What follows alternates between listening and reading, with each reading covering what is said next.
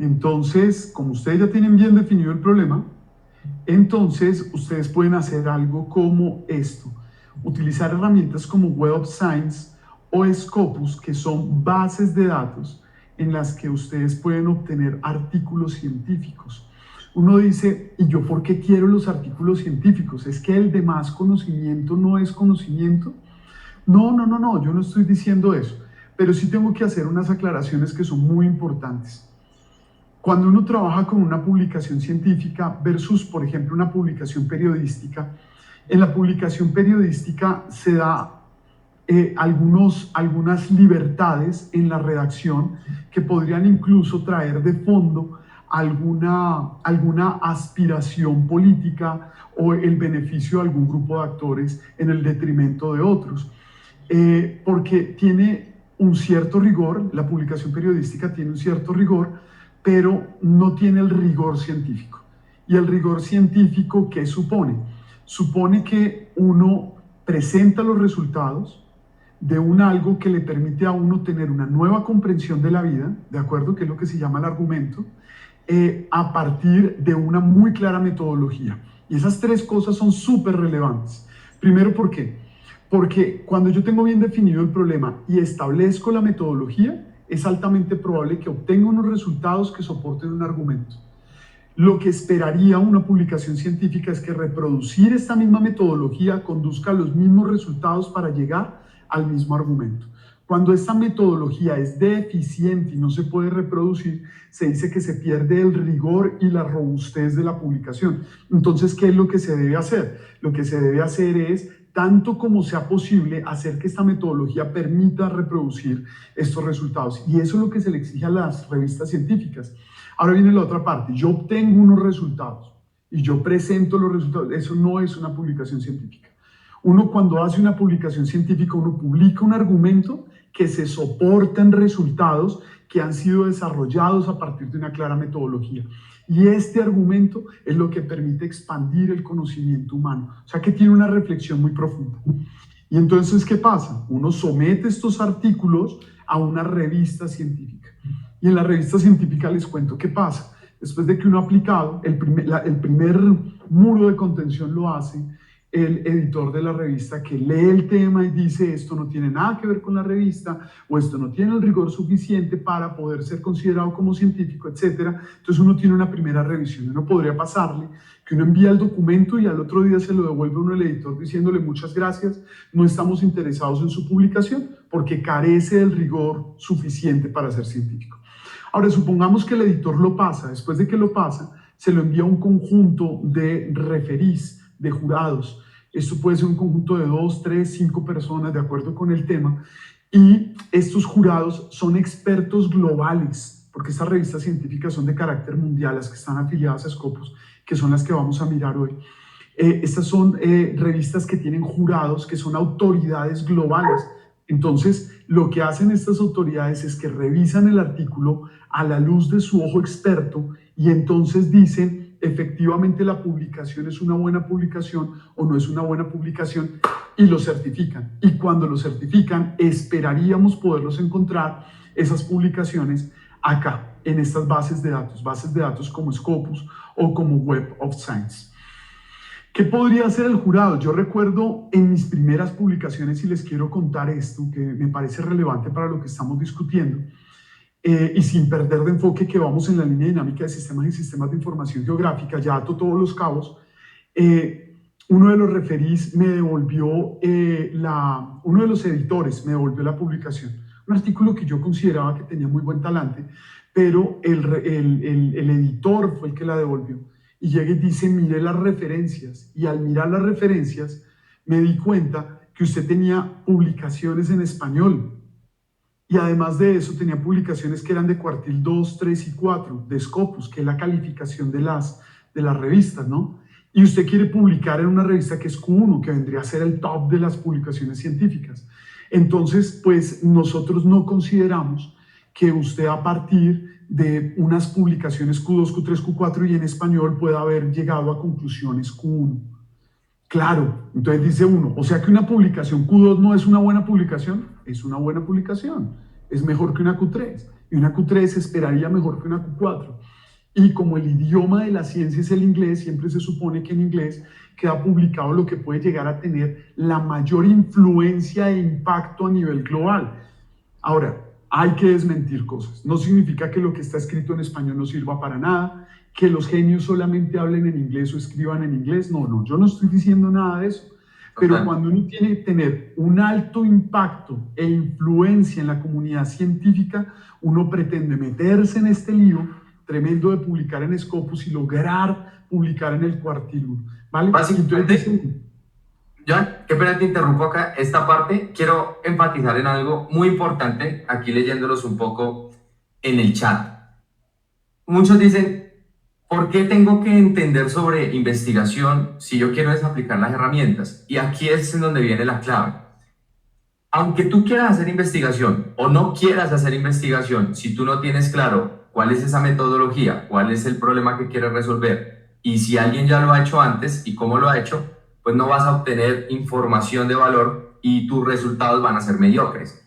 Nosotros como profesionales, aunque seamos investigadores o no, debemos soportarnos en este tipo de documentos científicos y metodologías que antes de entrar a aplicar los SIG son los que marcarán la diferencia. Y por esa razón yo se los mencioné. Esto es entrar en materia. Ya vamos a ver cómo funciona Web of Science para que ustedes conozcan cómo hacemos esa investigación, pero entiendan el fundamento de por qué estamos viendo esta herramienta antes de entrar a hablar de SIG y de cómo aplicamos estas tecnologías. Listo, John. Sí, añado algo más a lo que has dicho. La política distrital de economía circular, la de Bogotá, primero arrancó por un asunto como este. Los análisis de sostenibilidad que ha desarrollado el Instituto Humboldt en Colombia, que es el Centro de Investigación en Biodiversidad y Servicios Ecosistémicos, y también el Centro de Investigación en temas agropecuarios, que es Agrosavia, siempre arranca desde acá. Pero adicionalmente, consultorías que hemos desarrollado para la Unidad de Planeación de Minero Energética y para el Ministerio de Minas y Energía, siempre han arrancado acá por las razones que decía Steven. Es tratar de apalancarse en el punto de vista más alto del conocimiento. Voy rápido entonces acá a mostrarles cómo funciona para que vean lo divertido y lo útil que puede llegar a ser. Por ejemplo, estábamos hablando del tema de sostenibilidad. Bueno, sí, hay una necesidad aquí de escribirlo en inglés. Cuando uno busca acá, y cuando uno busca acá, noten, uno obtiene muchísimos resultados. Esto parece que se me salió. Un momentito que se nos salió, pero ya lo volvemos a cuadrar. Bueno, mientras este carga, aquí obtuvimos 319.789 resultados. Y uno dice, ¿en qué vida voy a leer todos estos artículos? Ah, bueno, pues no tienes que leer todos esos. Lo que tenemos es que refinar la búsqueda. Entonces, por ejemplo, pensemos que estamos pensando en evaluaciones. ¿De acuerdo? Evaluaciones de sostenibilidad. Acá está la evaluación. Ah, bueno, dice que la evaluación de sostenibilidad todavía no. Entonces dice uno, bueno, ¿y qué más podría yo refinar acá? Entonces supongamos que voy a colocar acá indicators para tener indicadores de la evaluación de sostenibilidad. Entonces noten que en la medida que voy colocando acá palabras claves, esto se va refinando mucho más. Y coloquemos acá una escala. Coloquemos que la escala es el paisaje. Obtengo 524 resultados. Muy bien, me voy a quedar con estos 500, me voy a quedar con solamente los que son artículos, con estos 468 que están acá. ¿Hasta dónde tenía yo que refinar? La herramienta que les queremos compartir hoy no es solamente de cómo se hace una búsqueda de artículos científicos, sino una herramienta que permite identificar cuáles de todos ellos hay que realmente leer.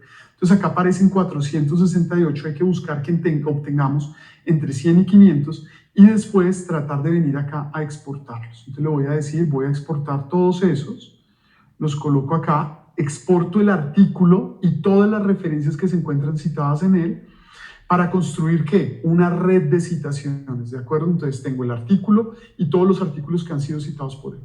Y luego esos artículos citados por otros, y lo que aparece es una gran maraña de artículos científicos que se descargan acá en un archivo. Luego de que se ha descargado el archivo, allá vimos cómo pasó, vamos a utilizar otra herramienta. Y la herramienta que les queremos mostrar es esta que se llama el Tree of Science. ¿Qué es el Tree of Science? Es esa herramienta que le permite a uno cargar ese archivo que descargamos. Yo me voy acá a descargas, el archivo se llama SafeDrex y me dice que teníamos 442 artículos para casi 30.000 citas. Y dice uno, ¿y cómo se lee eso? Bueno, pues lo que está armando acá es una gran red de citaciones, ¿de acuerdo? Y con esa red de citaciones se está calculando cuáles son los artículos más influyentes dentro de la literatura para al final entregarnos lo que son alrededor de 90 artículos, que es lo que están viendo acá. Estos artículos son clasificados en 3 partes. Unos que se llaman las raíces, que son los artículos en los que nacen las líneas de investigación, el tronco y sus brazos, que son los artículos en los que madura la investigación, y las hojas, que son los artículos que son las nuevas tendencias de investigación.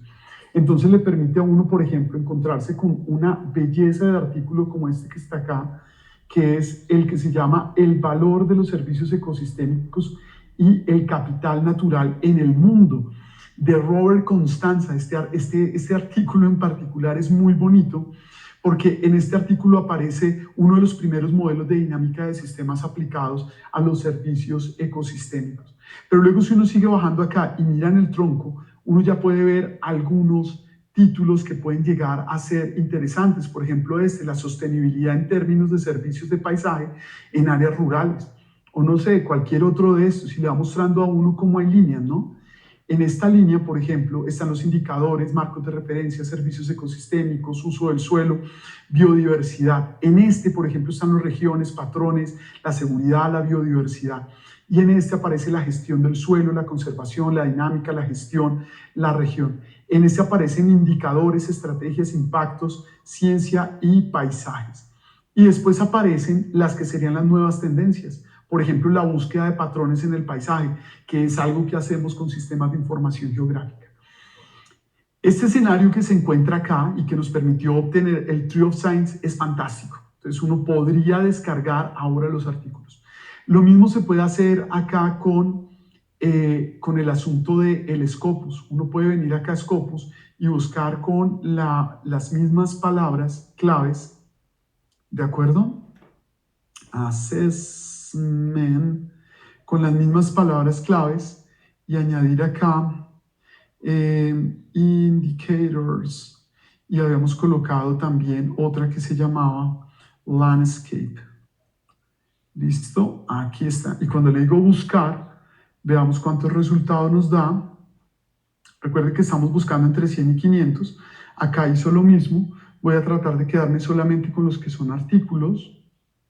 ¿De acuerdo? Y voy a obtener, acá hay una trampita. Si ven acá arriba que dice See What is New, tienen que ir acá donde dice See What is New y decirle que vuelva a la versión original, porque acá estamos utilizando una versión que es nueva. Y después de que lo tienen ahí, seleccionar acá donde dice All, le dicen Export, seleccionan todos estos que están acá arriba, ¿de acuerdo? Y descargan el que se llama .bibtec, lo exportan. Y con ese archivo que se descarga, pueden utilizar acá el Tree of Science, perdón, no sino el Tree of Science con la versión para Scopus, que es este que está acá. ¿De acuerdo? Veamos a ver qué tal está funcionando. Este es el .bibtec. Bueno, no lo ha descargado, parece. ¿Dónde lo descargó? ¿Ya lo descargó? No lo ha descargado. Entonces, no, creo que vamos a tener un problema porque el Scopus está dando aquí un error. No está dejando utilizar la versión anterior. Pero bueno, ya esto era como lo que quería mostrarles en una primera vuelta. Bueno, y falta una cosita más.